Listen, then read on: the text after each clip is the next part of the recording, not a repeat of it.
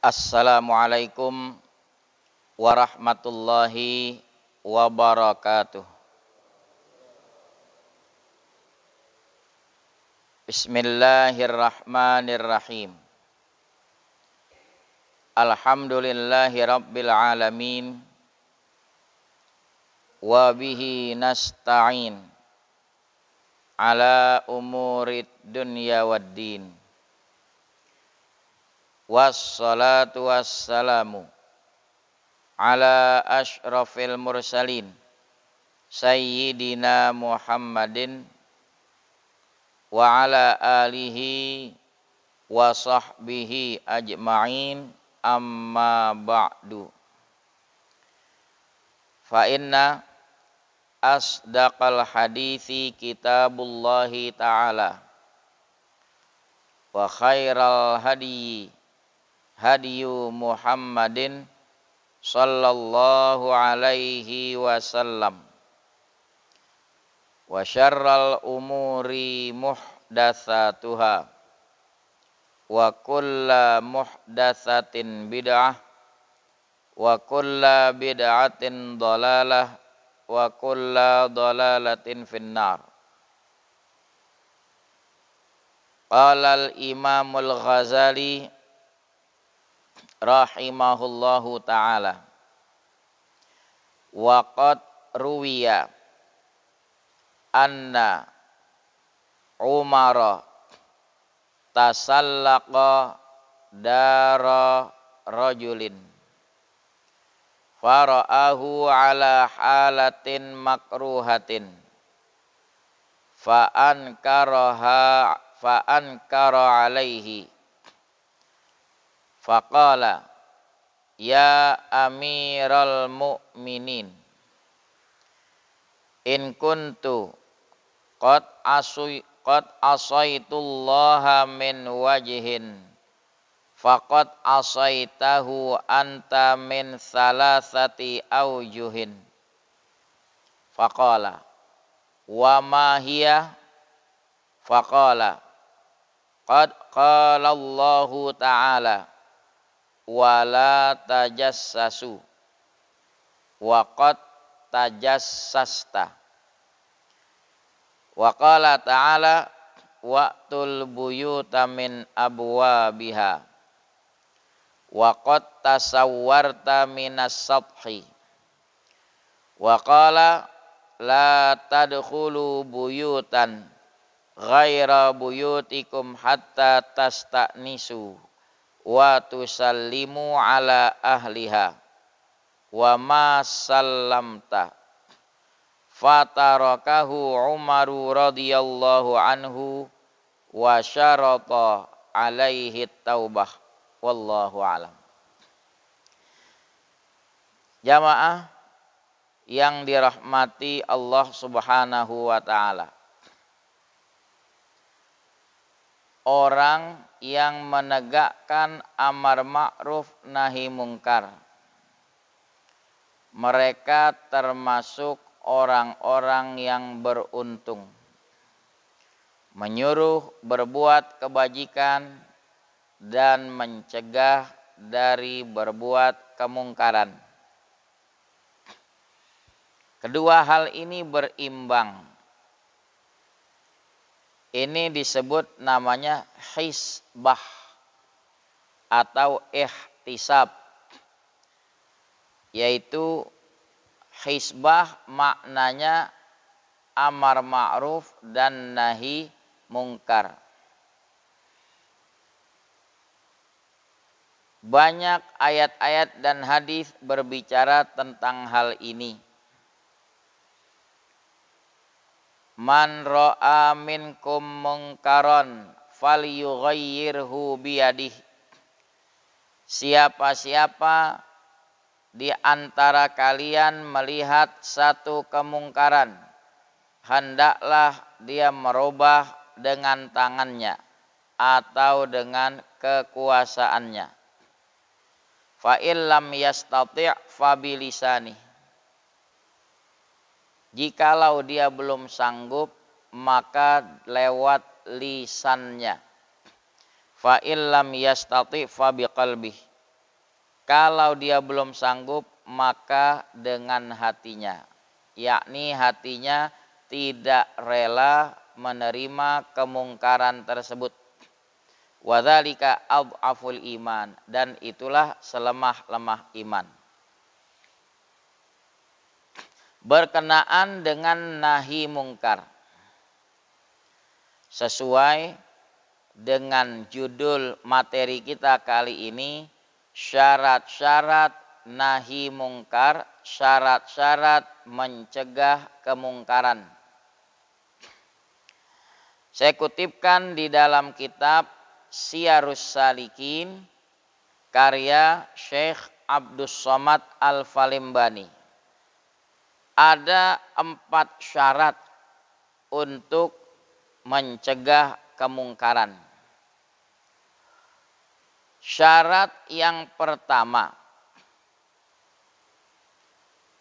perkara yang dicegah itu memang menyalahi syariat.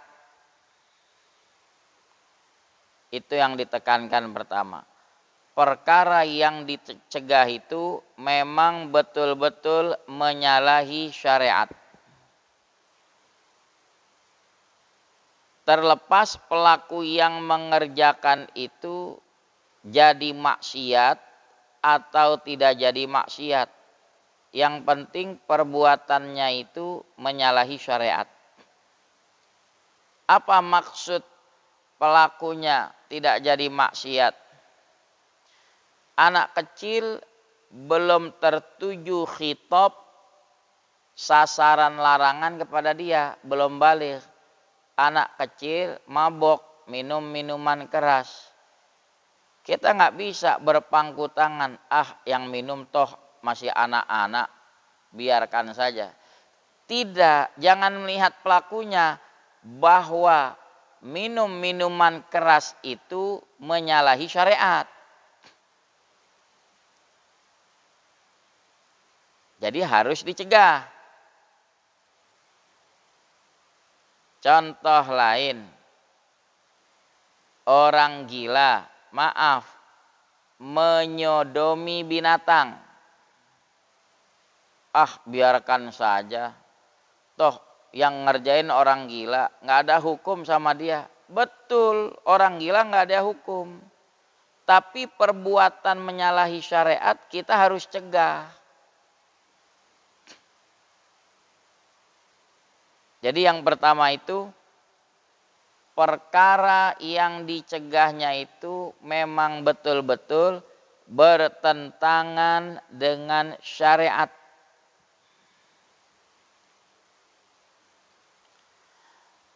Syarat yang kedua, kemungkarannya itu memang maujud, ada pada saat itu. Nah, kalau sudah lewat, bagaimana mau dicegah?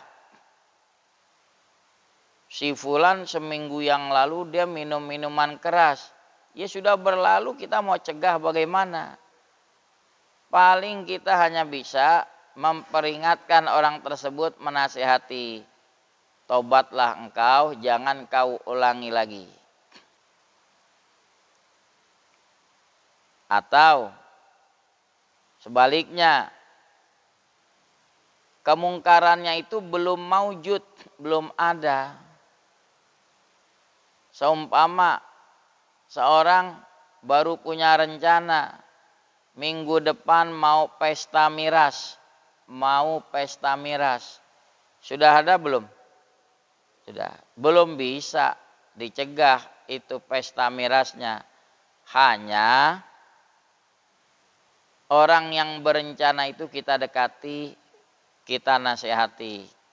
Batalkan, ini perbuatan kemungkaran. Jangan kau berkeras lakukan, dosanya besar.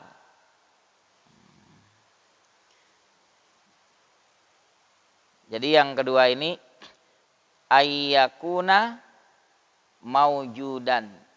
Kemungkarannya itu memang maujud, ada saat itu.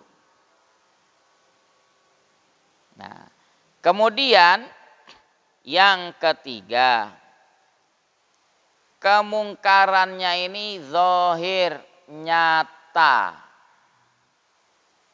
Kita nggak berkewajiban mencegah kemungkaran yang tidak kita ketahui. Bagaimana mau diberantas? Orang kita kagak tahu, yang tidak nyata.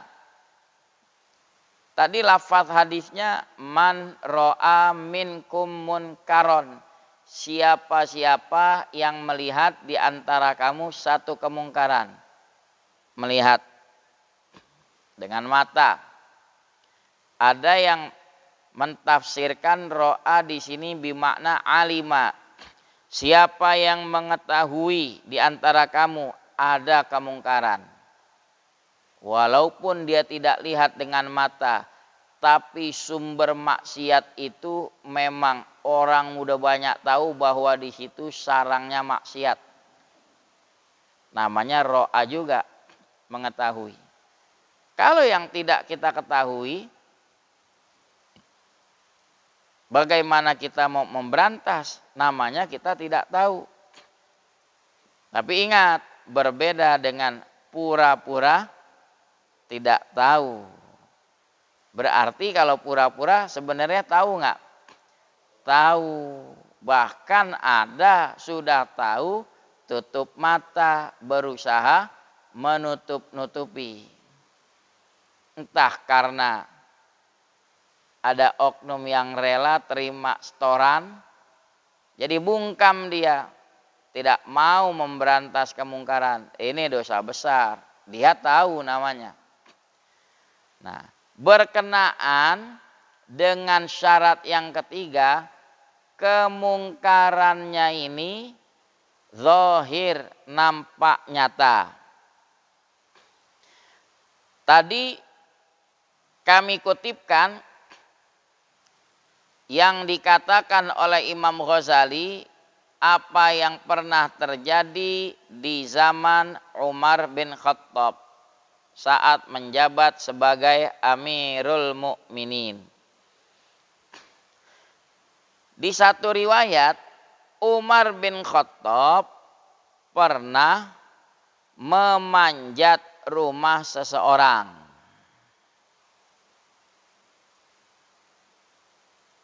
Berarti masuknya nggak lewat pintu kan? Manjat rumah seseorang.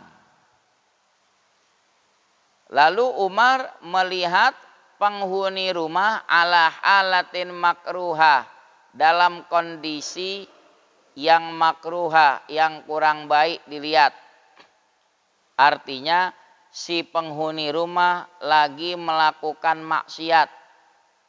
Contoh misalnya dia lagi mabok, minum minuman keras di dalam kamarnya, di dalam rumahnya. Fa'ankara alaihi, Umar mengingkari hal tersebut. Dia panggil si penghuni rumah, kau melakukan kemungkaran, engkau bersalah. Faqala, orang tersebut mengaku, ya Amirul Mukminin, wahai Amirul Mukminin, in kuntu qad asaitullaha min wajhin.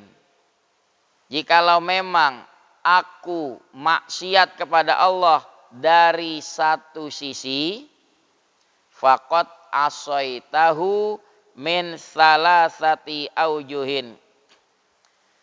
Sesungguhnya engkau juga maksiat kepada Allah dari 3 sisi.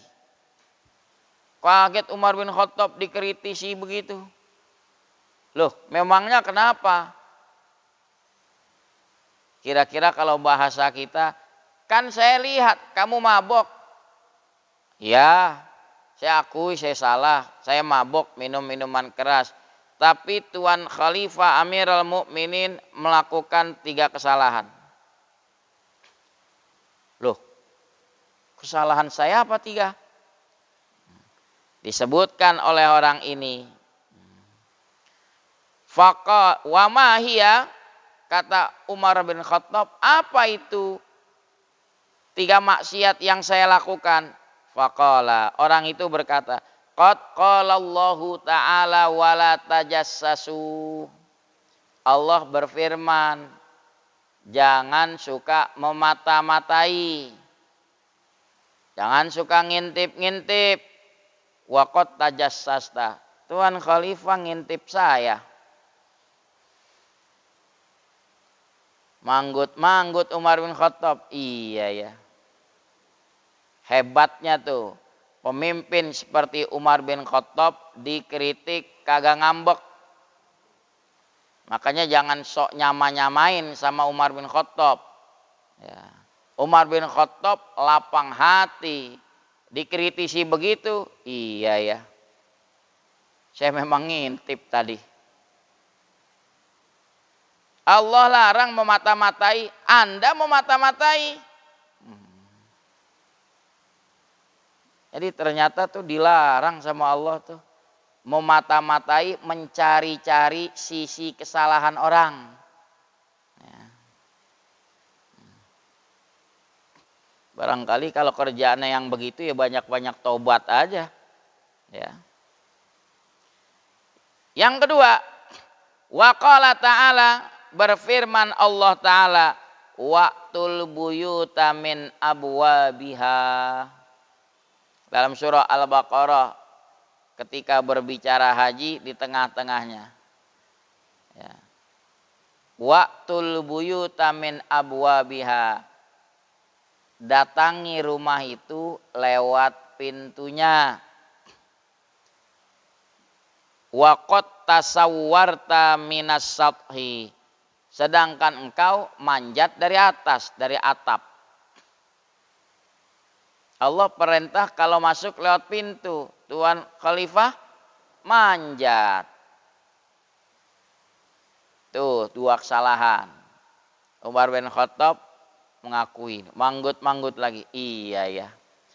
Allah perintah kalau masuk lewat pintu ini manjat, naik lewat atas atap. Lalu yang ketiga apa itu?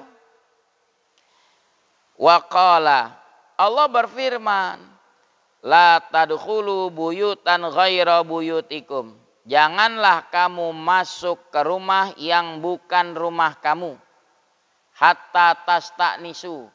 Sehingga terlebih dahulu kamu minta izin. Wa tusallimu ala ahliha. Kamu memberi salam kepada penghuni rumahnya terlebih dahulu. Wa ma sallamta. Sedangkan engkau masuk nggak beri salam. Itu 3 kesalahan Tuan Khalifah. Yang satu ditegur oleh Umar, dia mengakui kesalahan. Ya deh, saya melakukan satu maksiat. Terima kasih diingatkan. Saya nggak lakukan lagi. Tapi Tuan Khalifah juga ingat, Anda selaku pemimpin membidik kami yang melakukan kesalahan, tapi bukan berarti Anda bisa lepas dari kekeliruan. Anda pemimpin, nggak sunyi. Anda tadi berbuat 3 kekeliruan. Ngintip-ngintip, memata-matai. Masuk tidak lewat pintu, manjat di atas genteng. Masuk tanpa izin, nggak beri salam, Anda nyelonong aja. Lalu apa? Kata riwayat itu, fatarakahu Umaru. Akhirnya Umar meninggalkan orang tersebut. Wa syarata alaihi taubah. Tapi Umar mensyaratkan, ya sudah, kamu akui kesalahan, kamu taubat, jangan kau ulangi lagi. Subhanallah. Dialog sederhana tapi membawa hikmah besar. Ya. Pemimpin mendapat kritikan, dia terima. Sedangkan pelaku maksiat tadi, dia juga mengakui kesalahannya. Diingatkan oleh Umar, jangan kau ulangi lagi.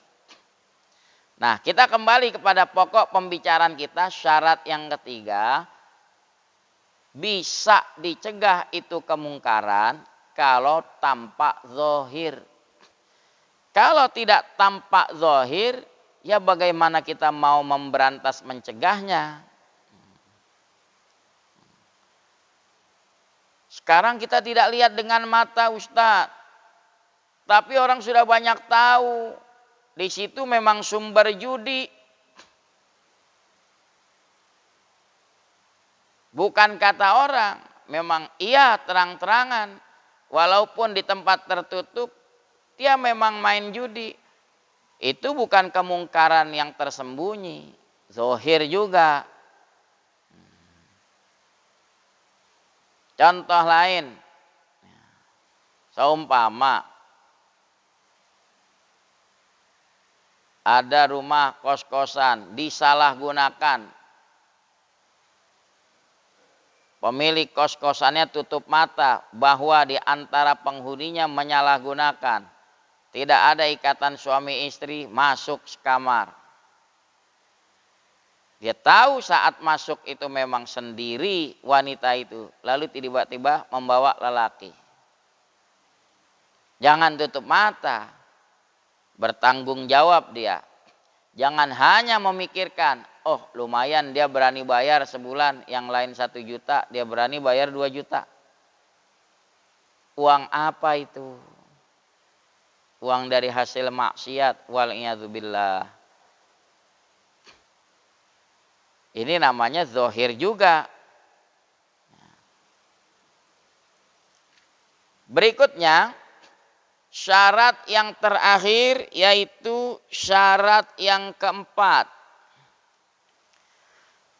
Maksiat yang diingkari itu diketahui oleh ilmu syara sebagai kemungkaran yang disepakati.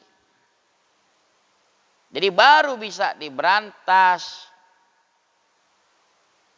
Tapi kalau ada sesuatu hal yang masih mukhtalaf, diperselisihkan. Satu pihak bilang itu kategori khamar, satu pihak bilang itu bukan khamar.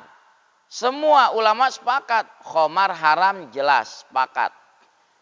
Tapi penetapan jenis, kadang-kadang masalah furu ada terjadi perbedaan pandangan.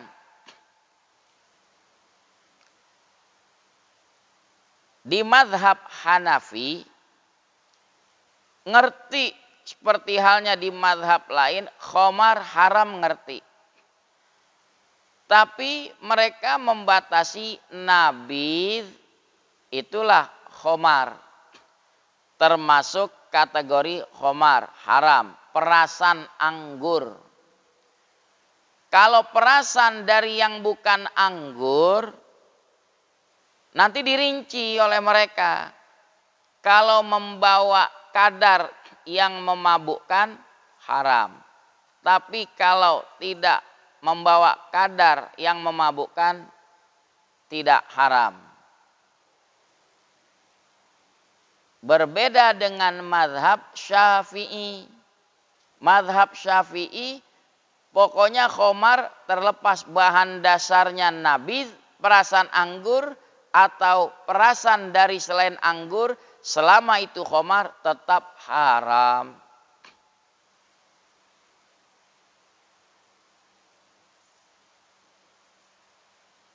Contoh lain, ad-dhab. Dhab itu semacam biawak. Ya. Semacam biawak.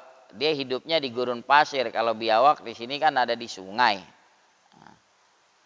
Jadi kalau lihat di YouTube tuh ya modelnya ad-dhab. Dia ekornya agak pendek. Itu antar ulama mazhab berbeda pandangan. Di mazhab Syafi'i dhab halal. Tapi sebaliknya di mazhab Hanafi haram. Jadi orang mazhab Hanafi tidak serta-merta menganggap ini berbuat kemungkaran, makan sesuatu yang haram. Lah yang makan ini makan dop orang yang bermadhab Syafi'i. Dia bilang dop tidak termasuk makanan yang haram, boleh dimakan. Jadi nggak bisa orang yang bermadhab Hanafi serta merta langsung merampas itu dop yang tengah dimakan oleh orang yang bermadhab Syafi'i. Kenapa? Perkara furu yang diperselisihkan. Kalau babi ya jelas, semua sepakat babi itu haram. Babi haram, jelas. Jadi kalau makan babi dia melakukan kemungkaran. Nah kalau dop, jadi syarat yang keempat, saya ulangi, maksiat yang dianggap kemungkaran itu termasuk yang diketahui dengan ilmu syara bahwa itu mufakat, sepakat ijma ulama bahwa itu kategorinya maksiat.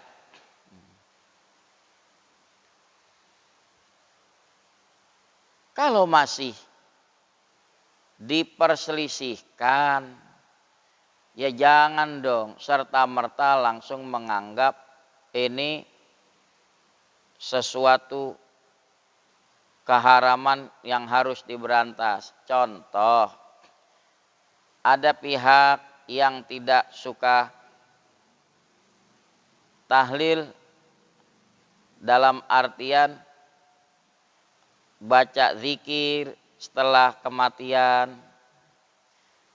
Ada pihak yang biasa saja bertahlil. Nah sekarang ketika menjurus kepada makanannya, kalau memang pribadinya tidak mau makan ya sudah. Tapi jangan mengatakan kepada kawannya yang bawa berkat ke rumah, kamu makan itu sama dengan makan babi. Ada yang berkata begitu, menyetarakan keharaman berkat itu seperti makan daging babi. Kalau daging babi disepakati. Kalau masalah bawa berkat, nggak bisa langsung divonis begitu. Yang mana dulu yang haram. Kalau yang datang memaksa-maksa orang yang tertimpa musibah, sediakan kami dong makanan. Haram, tidak usah makanan. Walaupun cuma air mineral, sediakan kami dong minum. Kita udah baca Yasin capek nih aus. Enggak boleh. Tapi kalau pihak tuan rumah, keluarga musibah memang menghidangkan, silakan. Mau makan boleh, tidak makan pun enggak apa-apa. Mudah-mudahan jelas ya. Nah, kan kalau ada ilmu, syarat mencegah kemungkaran begini. Jadi betul-betul mengerti orang ziarah kubur apa serta-merta diidentikan musyrik sampai disematkan julukan ubadul kubur. Ya. Penyembah kubur, subhanallah. Jangan dong. Kenapa dia tidak terangkan lebih bijak? Ini loh adab-adab ziarah kubur. Lebih enak.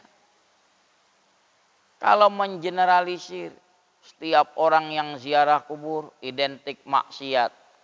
Bahkan ada di kalangan mereka berpandangan ziarah ke makam Nabi pun maksiat. Subhanallah. Ini pandangan menyalahi apa yang dipandang oleh ulama-ulama salafus soleh. Di kitab-kitab fikih dijelaskan termasuk sunnah yang dianjurkan saat berangkat haji, umroh, ziarah ke makam Nabi. Saking ingin menguatkan, dia punya doktrinnya. Sampai berani merubah judul. Ada satu kitab memberi judul bab kesunatan ziarah ke makam Nabi. Itu yang mengarang kitab hadis itu menulis begitu. Berani dia robah bab kesunatan ziarah ke masjid Nabi.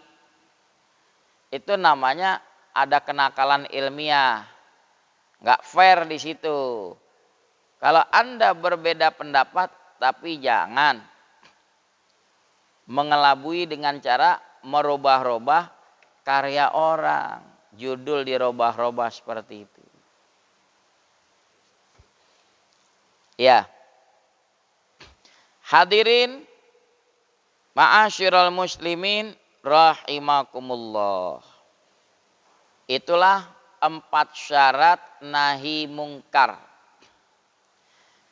Sekarang adab-adabnya. Ada 4 tingkatan untuk nahi mungkar. Untuk mencegah kemungkaran. Pertama, at-ta'rif. Ya, tahap pertama. Memberitahu dulu kepada seseorang. Ya. Boleh jadi pelakunya berbuat karena bodoh. Atau dia baru masuk Islam, nggak ngerti. Ya. Jadi at-ta'rif, dikenalkan lebih dahulu. Abang kenapa berbuat begini? Loh emangnya kenapa? Nggak boleh minum minuman keras. Oh saya baru masuk Islam, saya belum tahu. Nah, ta'rif, diberitahu. Tahapan yang kedua, ada namanya al-wa'dhu, memberi nasihat, mengingatkan, memberi nasihat. Jangan sampai ini orang berbuat maksiat.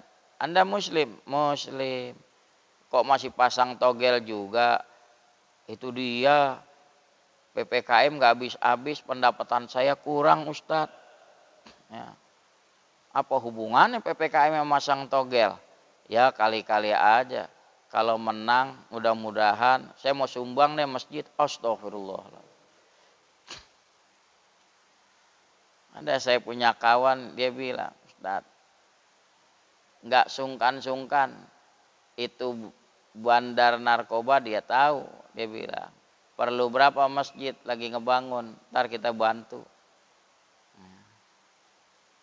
Jual narkoba, pengen keuntungannya disisikan buat masjid. Terima jangan? Ya jelas-jelasan uang haram begitu. Jangan mau terima. Nanti jadi patokan sama dia. Pengurus aja mau terima kok. Dia akan menganggap berarti narkoba itu boleh. Berarti narkoba itu boleh. Kita udah sama tahu narkoba itu haram. Ya kalau pengedarnya, pelakunya udah ketahuan, tertangkap tangan. Kalau ada oknum menawarkan tebus, jangan mau. Ini malah oknum tersebut nawarin. Mau lepas nggak? Siapin sekian juta. Uang apa namanya itu?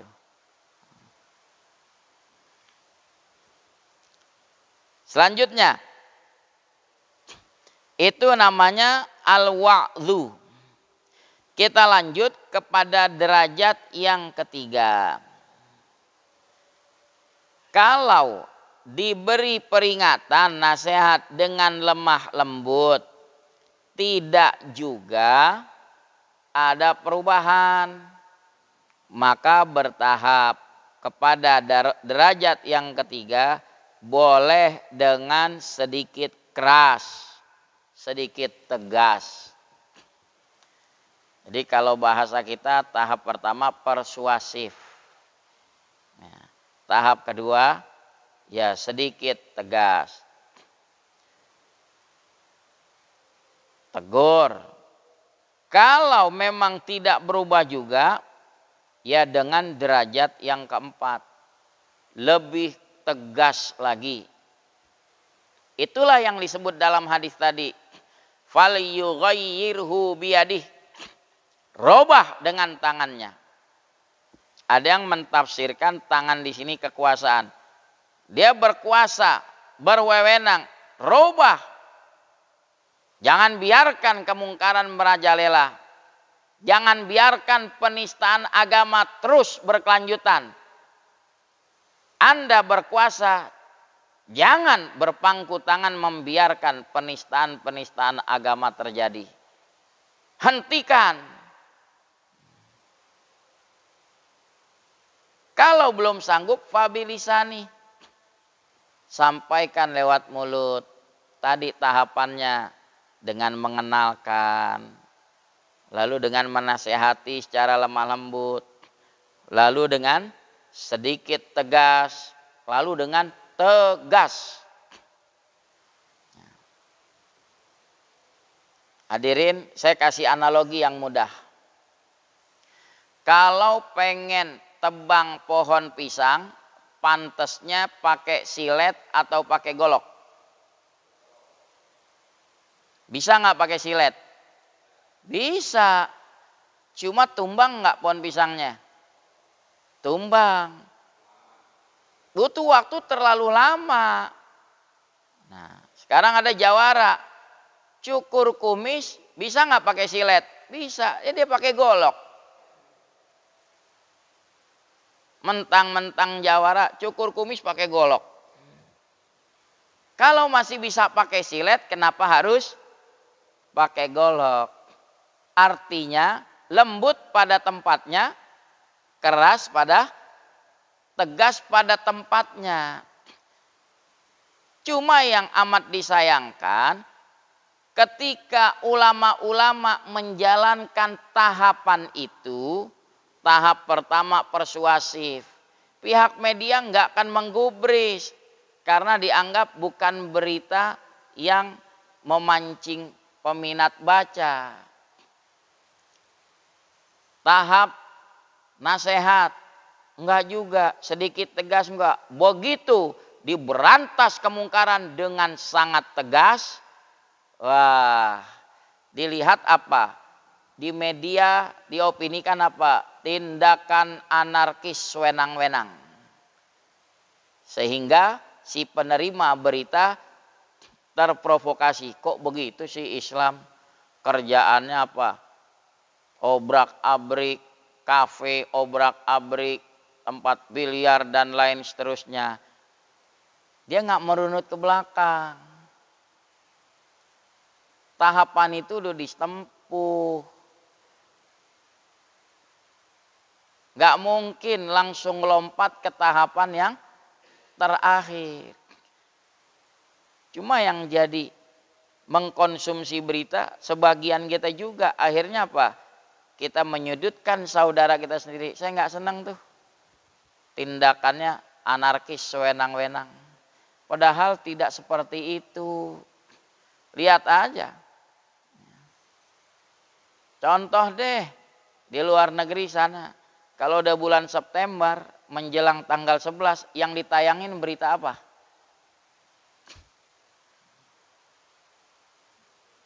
Ya. Islamofobia terhadap Islam. Dia nggak beritakan. Dari kejadian itu justru orang tahu banyak yang berbondong-bondong masuk Islam. Tidak mengajarkan Islam tindakan seperti itu. Adapun memberantas kemungkaran, ada aturannya, semua ditempuh sama ulama-ulama. Mudah-mudahan yang kita bahas kali ini bermanfaat. Wallahu a'lamu bissawab. Subhanakallahumma wa bihamdika asyhadu an la ilaha illa anta astaghfiruka wa atubu ilaik. Wa sallallahu ala sayyidina Muhammad wa ala alihi wa sahbihi wasallam. Walhamdulillahi rabbil alamin. Assalamualaikum warahmatullahi wabarakatuh.